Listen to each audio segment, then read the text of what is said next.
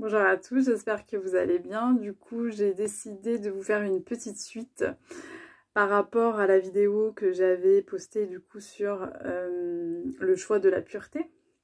Alors, je vais vous lire un passage du livre que j'ai lu, voilà, qui est celui-ci. Voilà, parce que comme vous avez vu dans la première vidéo, j'avais quand même beaucoup de mal à trouver mes mots.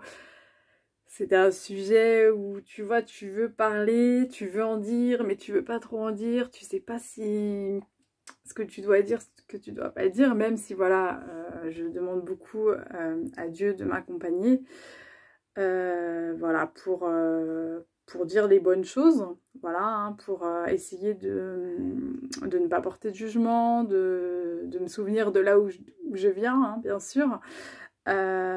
Pour pouvoir aussi vous accompagner, voilà. Donc, je me suis... Du coup, il m'a donné la réponse.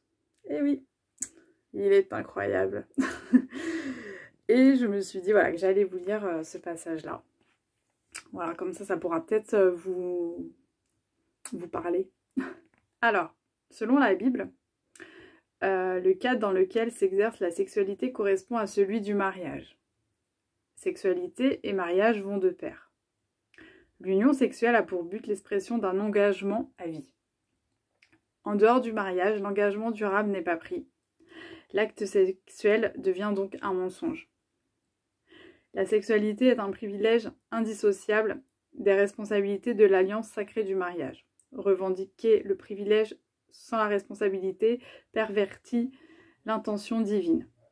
Tout acte sexuel extérieur au mariage déprécie à la fois le mariage et la sexualité.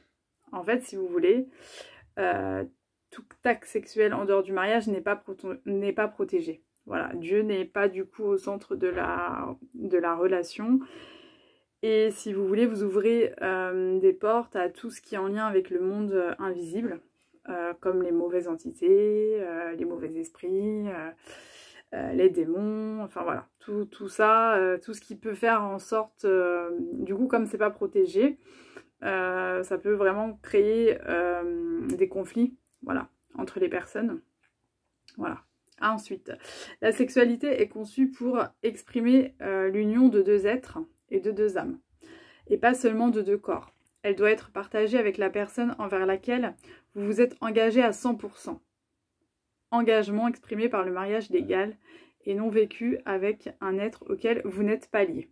Parce que ce qui se passe aussi, voilà, comme je vous ai expliqué dans la première vidéo, c'est que je vous ai expliqué que c'était un lien, enfin, c'était vraiment très très fort hein, de rentrer en intimité avec une personne. Et le fait de rentrer dans cette intimité, ça crée un lien d'âme vraiment très puissant. Souvent, voilà, il y a des personnes qui vont avoir, ça va créer un lien d'âme et qui vont avoir du mal à se détacher de 10 ans après, elles vont encore penser à la personne, vous voyez, parce qu'il y aura eu vraiment des connexions au niveau des âmes. Alors, souvent, voilà, qu'est-ce qui se passe parce que voilà, on a envie de goûter au plaisir, hein, on est comme ça, on est humain, notre chair est très faible. Et souvent, voilà, l'argument « mais nous nous aimons vraiment » n'a rien à voir avec l'éthique de l'intimité sexuelle. La sexualité n'est pas rendue acceptable par des sentiments subjectifs, mais uniquement par l'engagement objectif et définitif du mariage. Ce sont là les règles de Dieu. Nous ne pouvons rien faire pour les modifier. Ces règles sont toujours en vigueur. Si nous les brisons, elles nous briseront à leur tour. Voilà, donc j'espère que du coup ça pourra un peu plus vous parler, un peu plus vous donner envie d'approfondir la situation. Peut-être ça pourra vous donner vous aussi des réponses, surtout sur le fait des réponses par rapport à vos blessures. Voilà, si vous êtes une personne où vous sentez que vous êtes vide à l'intérieur de vous, vous êtes un peu à la recherche de la quête de votre existence, vous avez toujours envie de remplir votre cœur, je sais pas, par exemple par des addictions, vous êtes voilà, en quête de vérité aussi, vous cherchez, ou par exemple vous multipliez les relations, voilà, on multiplie les relations pour pouvoir avoir de l'amour, voilà, moi en tout cas ça a été mon cas, Voilà, j'ai été cette personne à vouloir toujours rechercher, combler un vide. Enfin, ouais, marcher vers différentes doctrines, si on peut dire ça comme ça. Enfin, m'intéresser à différentes choses, voilà. Mais je me sentais complètement vide. Je sentais que sur le moment, vous pouvez vous sentir bien. Vous allez, par exemple, le fait d'avoir un nouveau projet, le fait de faire de nouvelles rencontres. Sur le moment, vous allez vous sentir épanoui, heureux, tout ça, comblé. Mais ça sera de courte durée. Parce que vous sentirez encore en vous des blessures. Et du coup, ce que ça va créer, par exemple, dans vos relations, vous allez pouvoir... Peut-être vous allez être en colère envers la personne, vous allez... voilà, vous allez être tout le temps en train de quémander de l'amour, en fait. Tout le temps, voilà, donne-moi ce que je n'ai pas, je comprends pas. Mais parce que à l'intérieur de vous, bah, vous êtes blessé, vous êtes vide. Voilà.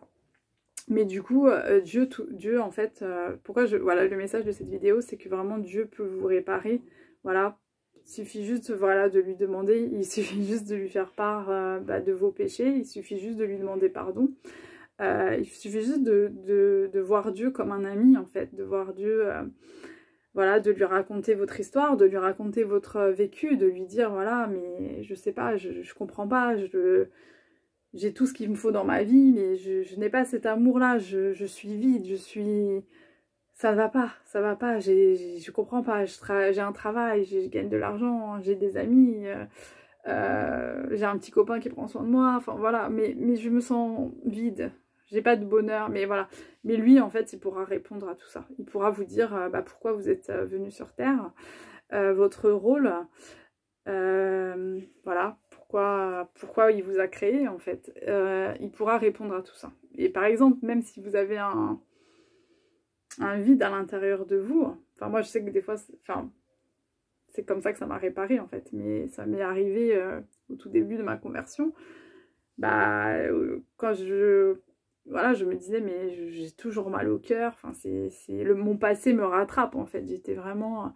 Et en fait, un jour, voilà, je me suis dit, il faut que je parle à Dieu, quoi, il faut que je lui dise, voilà, oui, voilà, pardon, je pensais vraiment que j'allais être comblée parce que je passais de relation en relation, parce que je voulais aller vers la liberté qui n'était pas forcément bonne pour moi, comme on peut me montrer à la télé, voilà, de butiner de fleur en fleur, voilà. Mais voilà, mais lui, il va vous aider et vous verrez en fait que vous sentirez cette paix à l'intérieur de vous. Voilà, malgré le fait que vous sortiez... parce que c'est vrai que c'est pas facile, parce que voilà, dans ce monde, on nous dit de profiter de notre vie, voilà, en butinant. Mais c'est pas forcément ça. Voilà, on peut vraiment profiter de notre vie, vraiment être épanoui en justement comprenant pourquoi Dieu nous a créés, qu'est-ce qu'il attend de nous. Et Dieu, il attend bien sûr qu'on vive une bonne sexualité, il n'y a pas de souci, hein, il n'est pas contre ça, hein, il n'a pas envie que... non, justement, il a envie que nous marchions vers son chemin, mais avec des règles, enfin des règles dans le sens... connaître la sexualité, mais au sein du mariage, voilà. Avoir un mari et une femme qui vous aimera, avoir un mari et une femme avec laquelle vous aurez du respect, qui aura envie de prendre soin de vous, qui fera attention à vous, voilà, qui sera là pour vous, voilà, qui sera votre meilleur ami, qui sera votre confident, vous voyez. Mais avant tout ça, il a envie d'abord que votre cœur soit réparé, parce que bien sûr, si vous n'êtes pas guéri, vous n'allez pas donner quelque chose de bon à votre mari ou à votre femme, en fait. Vous allez justement l'épuiser, en fait. Mais voilà, lui, non, il veut vraiment que votre mariage marche, que votre relation marche, que votre sexualité fonctionne. Mais après, voilà, bien sûr, il y a des mariages chrétiens... tout mariage n'est pas toujours tout beau, tout rose. On n'est pas dans les séries Hollywood, hein. Mais voilà, ça c'est une réalité aussi. Mais après, je pense que l'amour, on choisit d'aimer, en fait. On choisit de continuer à aimer l'autre ou pas. On choisit, en fait. L'amour, c'est pour moi, enfin, comment je le vois aujourd'hui, c'est un choix. C'est un choix de savoir ce qu'on veut dans notre vie. Hein. Voilà. Voilà, je vais m'arrêter là. J'espère que cette vidéo pourra vous parler. N'hésitez pas à commenter, n'hésitez pas à donner votre avis. Que Dieu vous garde précieusement. Au revoir.